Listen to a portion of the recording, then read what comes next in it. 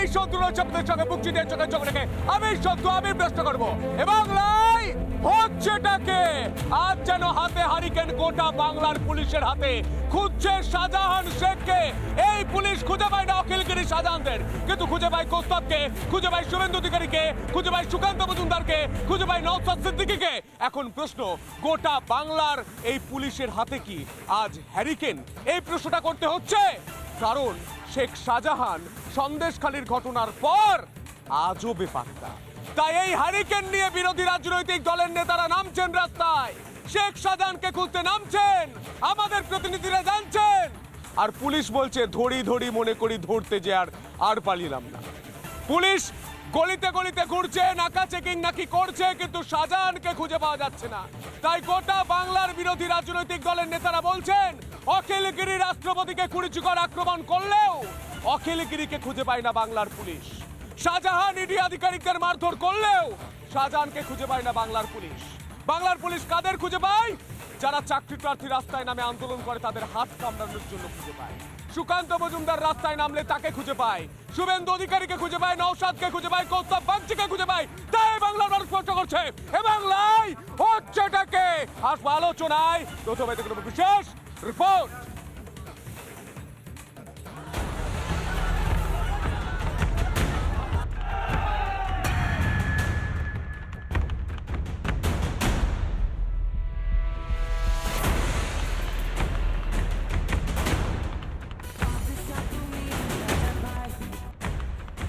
কোথায় গেল এই তৃণমূল নেতা?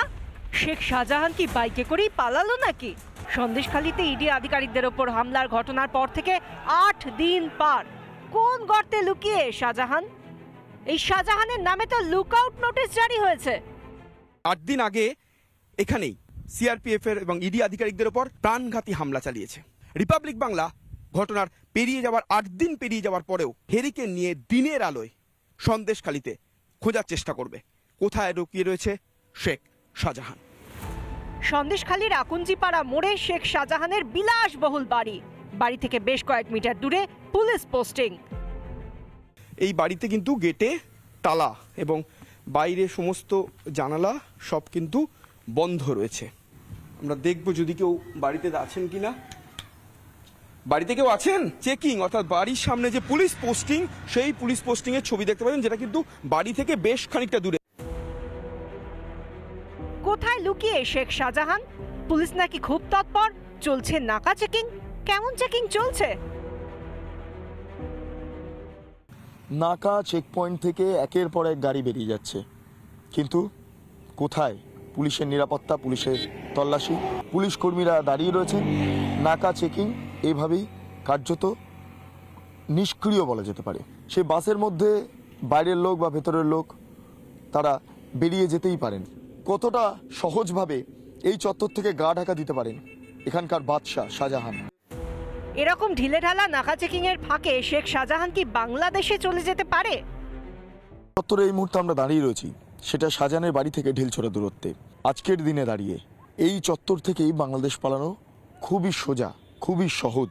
যদি নদী পারাপার করতে সক্ষম হয় তাহলে খুব সহজেই তিনি বাংলাদেশ পৌঁছাতে পারবেন। ভোর থেকে দুপুর গড়িয়ে গেল, সন্দেশখালীর কোনায় কোনায় শাহজাহানের খোঁজ চালালো রিপাবলিক।